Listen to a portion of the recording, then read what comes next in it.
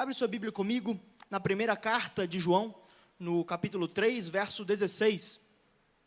1 João 3,16, tenha muito cuidado de não abrir no Evangelho de João, não é João 3,16, é 1 João 3,16, nós vamos ler e quero trazer uma palavra aos seus corações que o Pai tem me incomodado muito sobre esses últimos dias. A palavra de Deus vai dizer o seguinte: nisto conhecemos o que é o amor. Jesus Cristo deu a sua vida por nós e devemos dar a nossa vida por nossos irmãos. Se alguém tiver recursos materiais e, vendo seu irmão em necessidade, não se compadecer dele, como pode nele permanecer o amor de Deus? Filhinhos, não amemos de palavra nem de boca, mas em ação e em verdade. Assim saberemos que somos da verdade e tranquilizaremos o nosso coração diante dele, quando nosso coração nos condenar. Porque Deus é maior que o nosso coração e sabe todas as coisas. Amados, se o nosso coração não nos condenar, temos confiança diante de Deus e recebemos dele tudo o que pedimos, porque obedecemos aos seus mandamentos e fazemos o que lhe agrada. E este é o seu mandamento, que creiamos no nome de seu Filho Jesus Cristo e que amemos uns aos outros, como ele nos amou. Meu irmão, o tema de hoje é limpando a consciência suja. Eu quero conversar com você sobre um dos maiores problemas, eu diria, no meio da caminhada cristã, que é uma consciência ferida. Para isso, eu quero que você me acompanhe, eu quero te contextualizar, te introduzir a esse texto e quero aplicar essas verdades à nossa vida. Esse texto, o autor é de João. João, o discípulo do amor, o discípulo a quem Jesus amava. Ele escreve a sua primeira epístola, primeira carta, por volta do ano 85 e 95 depois de Cristo, da cidade de Éfeso e para as igrejas da Ásia Menor. Mas o importante que eu quero te atentar aqui é qual é o contexto dessa carta.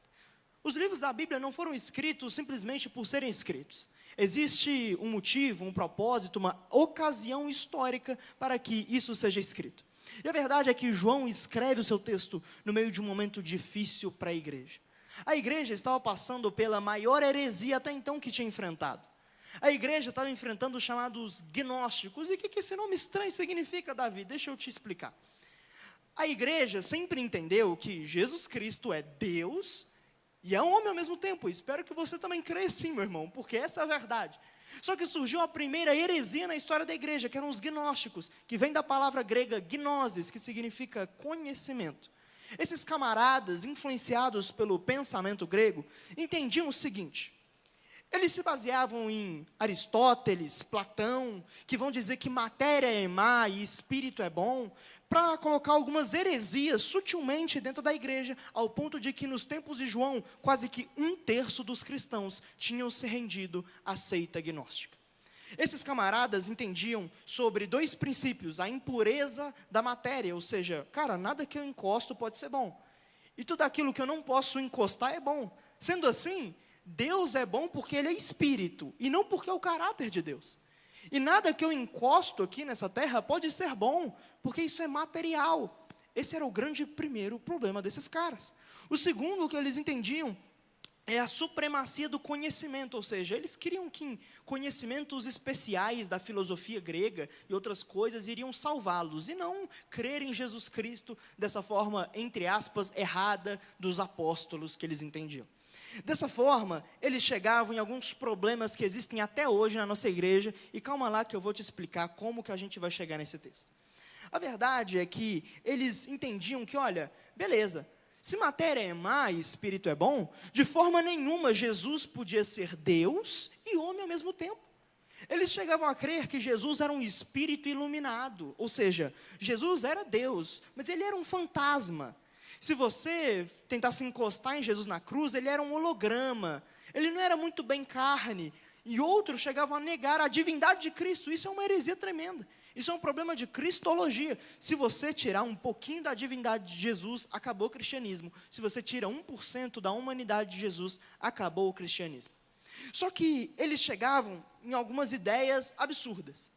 Por entender que, olha, nada que eu encostar esse papel aqui, esse iPad, nada disso é bom, eles chegavam a entender que nada que eu fizer no meu corpo pode afetar o espiritual. De tal forma que, olha, surgiu daqui a teologia liberal, que você vai ver até hoje aí um evangelho fraco, que é mentira, que não é verdade, que você pode pecar o quanto você quiser, que Deus te aceita assim porque Deus é amor, é Jesus love, Jesus Christ, Jesus love. Não, meu irmão, o evangelho é renúncia. E eles entendiam que nada que eu fizer no meu corpo pode afetar o meu espiritual, porque olha, a matéria é completamente má, o espírito é completamente bom. Daí surge a teologia da hipergraça que tem até hoje. Uma teologia que vai falar que, não, peraí, tem que atualizar a Bíblia. Não, peraí, Jesus loves you, vem como você quiser para Jesus. Não, meu irmão, você vem como você quiser, mas você tem que ser transformado. Esse daí é o evangelho de Jesus Cristo. Mas, por outro lado, eles também entendiam uma outra parte, que o cristão deveria ser, então, um legalista. Ou seja, ou você pode tudo, ou você não pode nada. Então, seria basicamente você virar para mim hoje e falar assim, não, Davi, olha, esse bigode seu não pode aí, é pecado, esse é muito estranho, olha só esses anéis aí, essa camisa, contra, o que é isso, é pecado. Não, meu irmão, o cristão, ele não é nem um legalista e nem um liberal, ele é pautado na palavra de Deus e somente na palavra de Deus. Nisso tudo, meu irmão, eu quero já selecionar para quem que é essa mensagem. Muitas pessoas, essa é uma mensagem que vai trazer um pouco de esperança para quem está com a consciência ferida. Mas a verdade é que primeiro eu preciso te explicar uma coisa.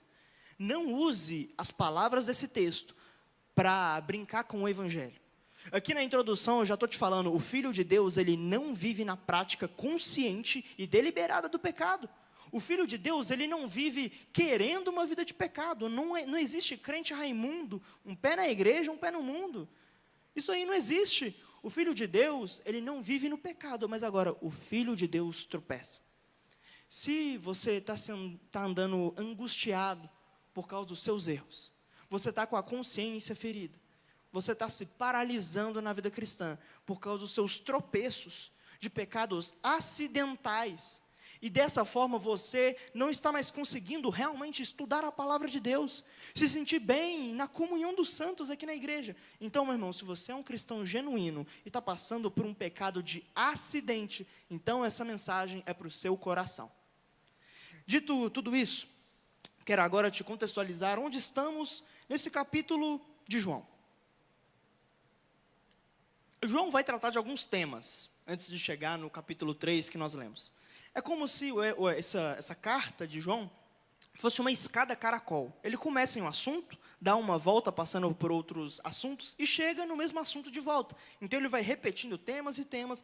Ele começa com uma defesa da humanidade e divindade de Cristo. Depois ele vai falar dos filhos da luz, ou seja, filhos de Deus andam na luz, porque Deus é luz. E os filhos das trevas vivem no pecado, porque nunca conheceram a Deus.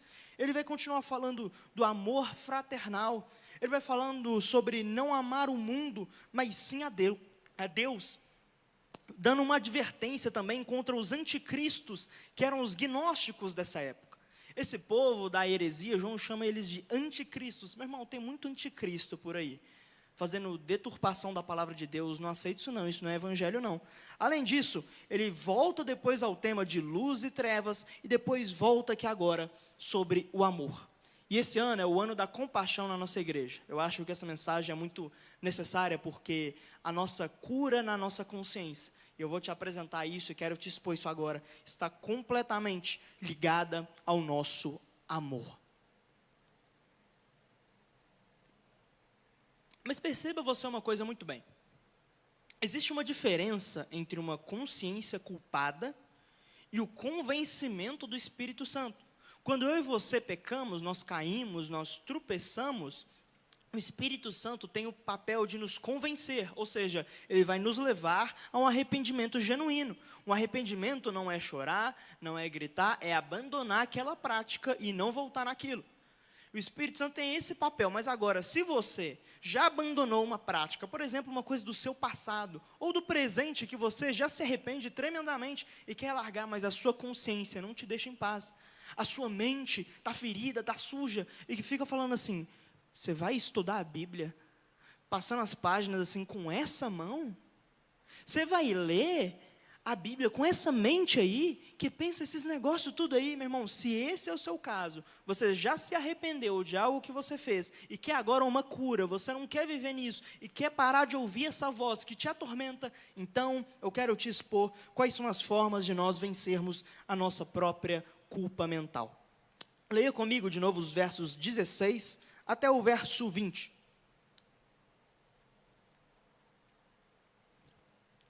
Nisto conhecemos o que é amor.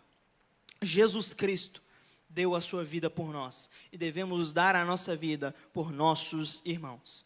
Se alguém tiver recursos materiais e vendo o seu irmão em necessidade não se compadecer dele, como pode permanecer nele o amor de Deus?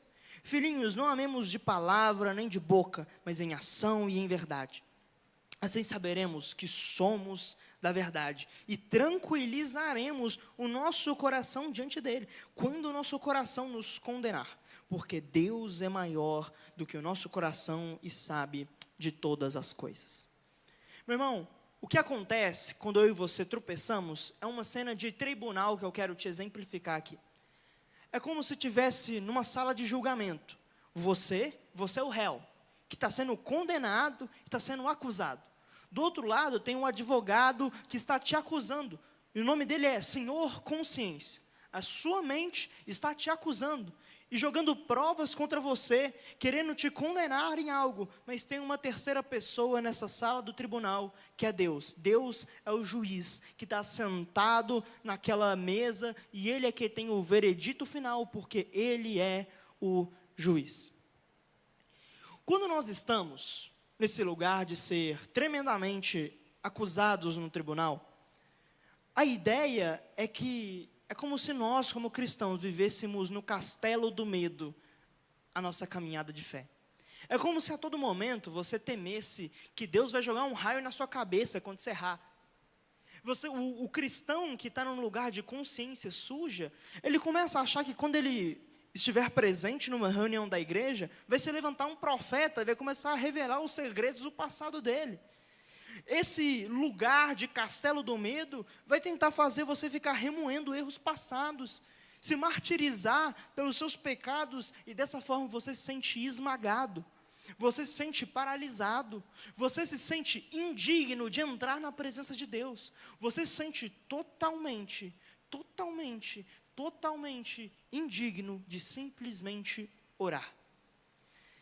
Com esses sintomas práticos, se você está vendo tudo isso e fala, olha Davi, eu me sinto mal lendo a palavra de Deus, porque eu começo a me sentir culpado.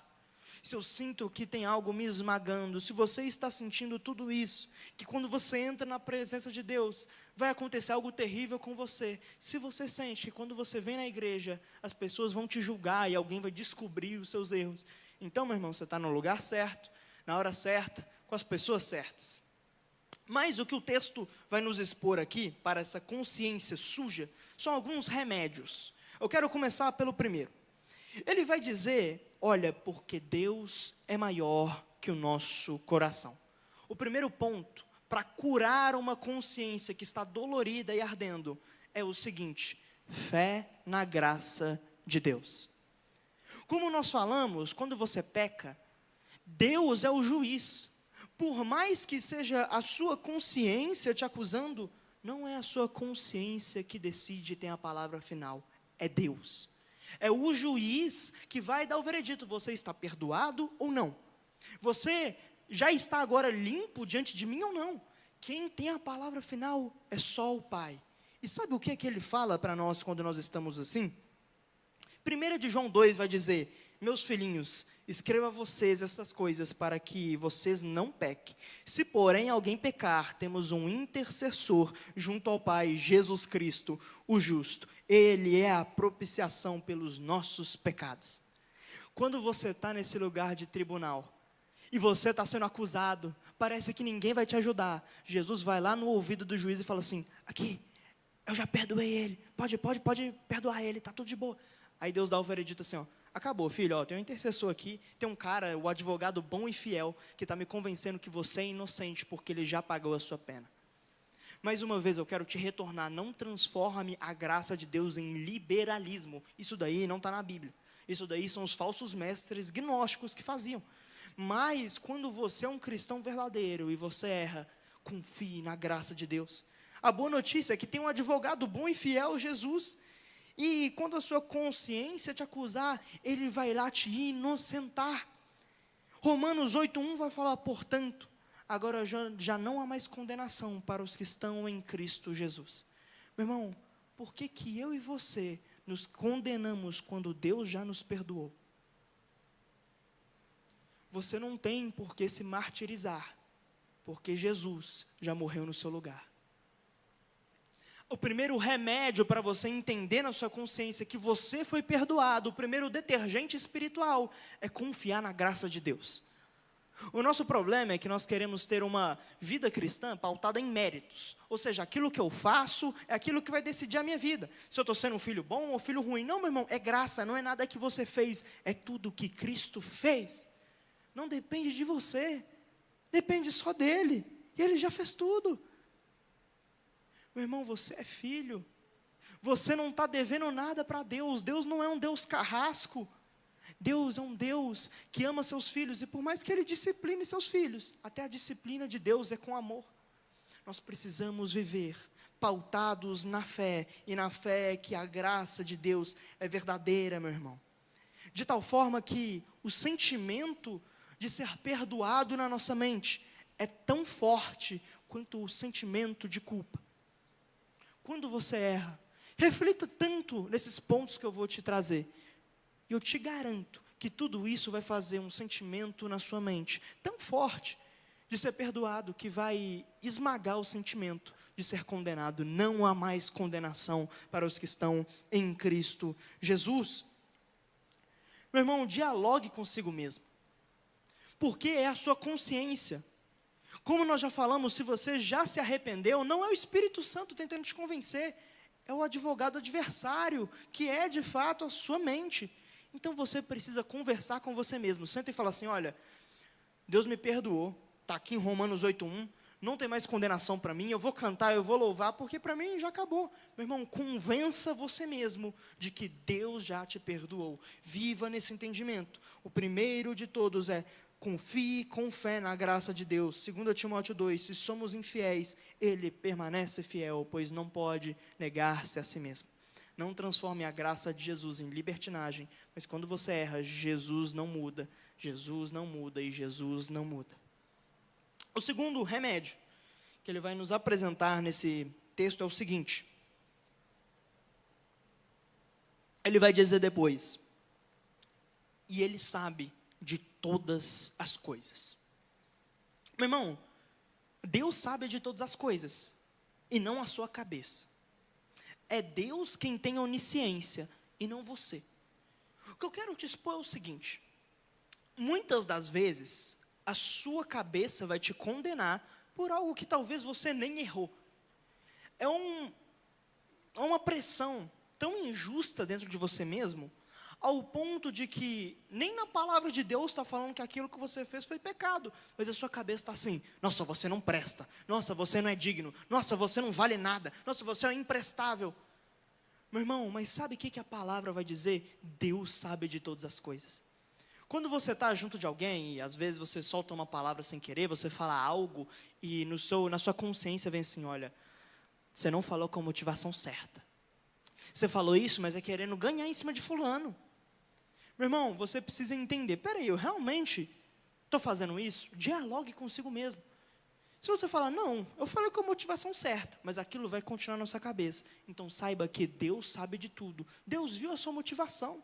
Deus sabe se você errou ou não. Você não precisa provar para Deus. Deus sabe tudo e sabe muito mais do que você, inclusive. Deus está vendo cada motivação. Ele está esquadrinhando o seu coração. Ele está vendo cada parte. Ele está vendo cada erro. Ele está vendo cada acerto. Cada coisa que você está achando que acertou, mas errou. Cada coisa que você errou, mas está achando que acertou. Meu irmão, Deus a tudo vê. Ele é onisciente. De forma nenhuma, algo escapa da sua vista. A palavra vai dizer que os olhos do Senhor estão sobre toda a terra. Meu irmão, você precisa viver de fato nessa motivação de conhecer quem Deus é, de confiar com fé. Olha, Deus me perdoou. Olha, Deus está vendo tudo. Dialogue com você mesmo. Apresente as provas para a sua própria consciência. Convença você mesmo declarando a palavra de Deus. Senão você vai viver na masmorra do medo. Você vai viver uma vida cristã culpada. Mas a palavra de Deus está aqui. É falta de uso nosso. É falta de apego nosso. É falta de conhecimento nosso. Convença você mesmo. E cada prova que você precisa está aqui. E em mais lugar nenhum. Convença a você mesmo. Confie com fé que Deus sabe tudo. Mas o terceiro ponto que eu quero te expor é que nos versos anteriores que nós lemos, João ele vai começar falando sobre o amor de Cristo. Olha, veja comigo, Jesus deu a sua vida por nós, da mesma forma devemos dar a vida pelos nossos irmãos, porque se você vê alguém, você tem recursos, e você não ajuda, como então pode permanecer em você o amor de Deus? E depois ele vai falar, filhinhos, não amemos de palavra, nem de boca, mas em ação e em verdade. E ele conecta tudo isso de uma forma totalmente ligada, que ele vai falar, olha, assim saberemos que somos da verdade e tranquilizaremos o nosso coração diante dele, quando o nosso coração nos condenar. Existe uma ligação tremenda entre um cristão culpado e falta de amor fraternal. Quando você ama o seu irmão na fé, quando você ama a pessoa que está dentro da sua família, quando você ama o perdido, quando você ama também o crente, quando você ama seu parente, quando você ama seu amigo, quando você ama o pobre, quando você ama o necessitado, isso é um remédio espiritual tão tremendo para uma consciência que está ferida. É um remédio que vai realmente desinchar a sua cabeça. Porque olha, o que o João está dizendo é o seguinte, ele começa falando de Caim. Nos versos anteriores que nós não lemos, ele fala, olha, pega o exemplo de Caim e fala, Caim matou seu irmão. E depois ele fala de Jesus, ora, vamos entender. Caim matou o irmão, já Jesus deu a sua vida pelos seus irmãos. E nós somos chamados a fazer como Jesus fez. Mas em fazer aquilo que Jesus fez, existe cura espiritual na nossa consciência, para mim e para você. Quando você ajuda alguém que está em necessidade, isso tem benefícios para você. Quando você se preocupa em ganhar os perdidos, isso não é só bom para o outro, não, é bom para você, espiritualmente. Quando você cuida de alguém que está passando necessidades, isso é bom para você. Quando você vê o irmão e você não está querendo espalhar fofoca, mas sim curar o problema que ele está vivendo na vida dele, isso é bom para você. Quando você olha com compaixão, que é o ano da compaixão, isso faz bem para você. Para você. Para a sua mente que está ardendo. É como se você tivesse tomado um remédio, aquilo vai parar, aquilo vai desinchar, aquilo vai lavar, aquilo vai ser restaurado. E eu quero contar uma experiência que eu vivi esses dias. Esses dias aconteceu algo que eu não sabia assim, nem explicar. Eu vou contar isso aqui só para poder te exemplificar. Eu estava, alguns meses atrás, simplesmente voltando de mais um culto Legacy, o culto de jovens aqui. Inclusive, se você quiser vir, está convidado, 7h30, sábado, pastor Isaías pregando aí, é uma benção. 7h30 não, desculpa, 7 horas. Depois Isaías vê isso aqui e me mata. Mas a verdade, te amo, pastor. Mas a verdade, meu irmão, é o seguinte. Eu estava voltando do culto, a palavra foi uma bênção, cheia de Espírito Santo, glória a Deus. Fui pegar um Uber para poder voltar para minha casa. E aí, cara, eu chamei o Uber, e o Uber estava parado, perto da fábrica de artes, ele não via de jeito nenhum. E eu estou assim, ai meu Deus, eu vou cancelar esse Uber. Porque o Uber não vem, eu preciso pegar esse Uber, eu preciso voltar para casa. Eu preciso, cara, tá tarde. E, cara, eu fui um dos últimos a sair da igreja, porque o cara não vinha. Mas, cara, tinha algo dentro de mim falando assim, cara, não cancela esse Uber. Beleza. Fui lá, eu fui andando até lá, cheguei no Uber, entrei. Na hora que eu entrei no Uber, começou a vir no meu coração, fala de Jesus para esse cara. Eu falei, ah, Deus, você é muito doido. Não tem condição, não. E aí, fui conversando com o cara nem aberto, tanto assim estava. Mas, cara, fui lá, falei de Jesus, fiz uma oração, abençoei a vida dele, fui embora. Passados alguns meses, isso tem umas 2 ou 3 semanas, eu voltei no culto fé. Estava lá no culto fé, já tinha ido embora, estava saindo da igreja, aí eu só ouço meu pai falando assim, Davi, vem cá. Eu estou assim, gente, o culto acabou. O que meu pai quer que eu vá lá? Eu estou com fome, eu quero ir para casa.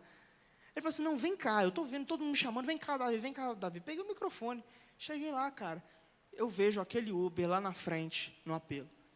Ele virou para mim e falou assim, Davi, ó, naquele dia eu ia tirar a minha própria vida, mas você falou de Jesus para mim, e ali eu aceitei Jesus e eu não tirei a minha própria vida. Ele me abraçou, eu conversei com ele, levei ele até a consolidação, e ele colocou diante de mim os 2 filhos adolescentes dele, e em lágrimas falou assim, gente, se esse menino tivesse falado de Jesus aqui, vocês estavam passando a virada do ano sem o pai de vocês. E aquilo foi um destravar espiritual na minha vida, porque nesse momento, meu irmão, não é sobre você, não é sobre mim, não é nada disso, mas é que você, cara, todo cristão tem que ter aquela ciência que o apóstolo Paulo tinha, olha, eu sou dos pecadores o pior, mas meu irmão, Deus pode usar até você, que é dos pecadores o pior. Aquele cara falou para mim, Davi, eu tentei cancelar o Uber várias vezes, mas o aplicativo travou, eu não conseguia cancelar a sua corrida. Eu estava cancelando a sua corrida, porque eu estava realmente com tudo planejado para eu realmente não ficar mais por aqui. Meu irmão, que dia que a gente vai começar a olhar para alguém e vai ter compaixão? Que dia que a gente vai olhar para o outro e não vai ficar pensando o que eu posso tomar dele, mas o que eu posso dar para ele? Nós temos um tesouro valioso. Talvez igual Pedro e João, você não tem ouro nem prata, mas sabe o que você tem? No nome do Senhor Jesus Cristo, levanta e anda. É isso que você tem, meu irmão. Nós temos um tesouro que precisa ser compartilhado. Nós temos algo que é insuperável, inigualável. Nós precisamos cuidar dos órfãos. E quando você se coloca nesse lugar de amor fraternal, sabe o que você está fazendo? Produzindo provas para a sua própria consciência, que você é um cristão genuíno, que ela não precisa te condenar, porque as suas obras estão mostrando realmente, não, peraí, eu sou horrível, eu sou uma pessoa terrível, mas meu irmão, ao menos estou tentando ser crente. Produza provas para te mostrar que não, Deus não te rejeitou. Você não precisa viver no castelinho do medo, você não precisa parar a sua leitura bíblica, você pode erguer as mãos para o alto no culto, sem se preocupar de vê-las manchadas de pecado. Produza provas, dialogue consigo mesmo, mostre para você o amor fraternal e ele vai limpar a sua consciência como um detergente. Mas ainda, a quarta forma e última, eu vou te pedir que vá para o capítulo 4, verso 18 comigo, nós vamos ler só um verso. 1 João 4, 18 vai dizer, no amor não há medo, ao contrário, o perfeito amor expulsa o medo, porque o medo pressupõe castigo. Aquele que tem medo não está aperfeiçoado no amor. O quarto e último remédio espiritual é o amor, mas não um amor fraternal de você para com uma pessoa, mas sim um amor de você para com Deus. E esse amor é justamente a fonte do amor ao próximo. Se você não ama a Deus, você não vai conseguir amar aquele que está do seu lado, porque o chamado é amar como Cristo nos amou. Se você não está no amor de Cristo, como é que você vai amar igual Cristo amou? É impossível. Mas esse amor é a fonte do amor. E ele é apresentado como aquele que vai nos socorrer. Essa fonte é aquilo que vai atrapalhar o nosso medo de fluir. E a verdade é que tem muita gente que busca a Deus e volta atormentada, achando que, igual eu falei, cara, Deus vai tacar um raio na sua cabeça quando você pecar. Não, meu irmão, o verdadeiro amor lança fora todo medo. Quando você está no amor de Deus, vivendo o amor de Deus. Quando eu estou falando amor de Deus, meu irmão, eu estou falando justamente, sabe aquela paixão pelas coisas de Deus? Aquele primeiro amor de alguém que acabou de aceitar Jesus. Meu irmão, não é normal perder isso. Não é normal. Nós temos que viver em constante amor para com Deus, porque isso é uma prova irrefutável de que você ama o Senhor. Quando você vive no perfeito amor, o medo para de fluir. Quando você começa a entender esse amor, o medo para de te paralisar. A palavra de Deus vai dizer o seguinte, Romanos 8,15, Pois vocês não receberam um espírito que os escravize para novamente temerem, mas receberam o espírito que os torna filhos por adoção, por meio do qual clamamos, Abba, Pai.